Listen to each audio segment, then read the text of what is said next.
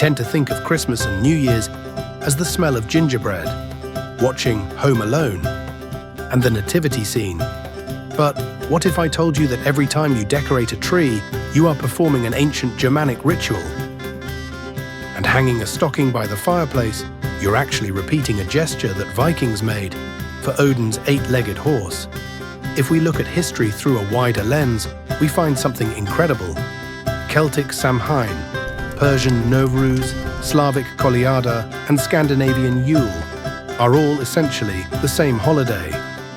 Welcome to Terra Historica. Today we are erasing the borders between centuries and nations to discover the proto-holiday of all mankind. Christmas didn't land in late December by accident. It stands on the shoulders of the Roman Saturnalia, celebrated from December 17th to the 23rd. It was a carnival where the world turned upside down. Masters served their slaves. It was a time of social chaos, a lord of misrule. From Rome, we inherited the date, the birthday of the unconquered sun. We took the tradition of exchanging gifts, known as sigillaria. And of course, that atmosphere of peace on earth, even if just for a week. Christianity didn't fight this holiday, it adopted it. It was a brilliant strategy of soft power. If Rome gave the holiday its body, the date and the feasting, then the North gave it its soul and its magic.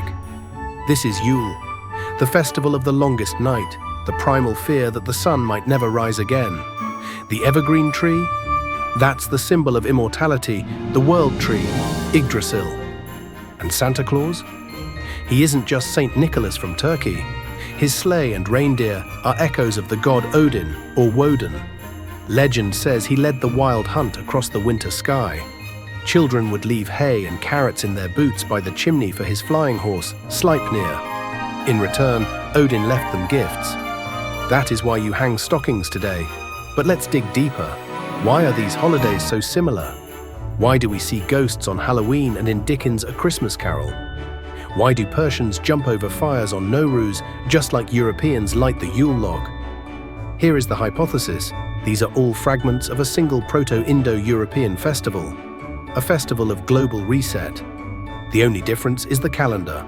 Southern farmers, like the Romans or Persians, started their year in spring when they could plow the earth. Northern hunters and herders celebrated in winter when the sun was reborn, and the Celts celebrated Samhain in autumn when the harvest ended. But the core meaning is identical. The old world dies and a new one is born. No matter the name, this ancient feast always rests on 3 pillars. First, fire. Whether it's sparklers, the Yule log, or candles, we are using sympathetic magic to help the sun defeat the darkness. Second, the world of the dead. The border between worlds is thin. On Halloween, kids say trick or treat. Ancient Slavs did the exact same thing during Kolyada. It's a bribe to the spirits. And third, chaos for the sake of order. To restart the year, you must turn everything upside down. Invert the social roles. Feast like it's your last meal. Chaos must reign, so that order can be reborn. So when you count down the final seconds to midnight or sing Auld Lang Syne, remember this: you are not just changing a digit on a calendar. You are part of a chain that is 5,000 years old. You stand shoulder to shoulder with a Roman legionnaire, a Scandinavian Viking, and a Celtic druid. You are doing exactly what they did, lighting a fire in the dark, hoping that tomorrow the sun will rise again. And that, perhaps, is the real magic of the holiday. This was Terra Historica. Subscribe and let's explore history not just as a list of dates, but as the story of us.